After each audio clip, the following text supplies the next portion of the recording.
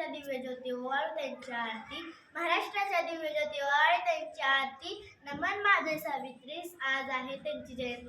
नमन माझे सावित्रीस, आज आहे त्यांची जयंती. सर्वांना माझा नमस्कार. माझे नाव नीरजा आहे. आज 3 जानेवारी क्रांतीज्योती सावित्रीबाई फुले यांची जयंती. सावित्रीबाई फुले या भारताच्या पहिल्या महिला शिक्षिका होत्या. त्यांचा जन्म 3 जानेवारी 1831 रोजी सातारा जिल्ह्यातील नायगाव येथे झाला. त्यांच्या वडिलांचे नाव खंडोजी नेवसे पाटील व आईचे नाव लक्ष्मीबाई असे होते.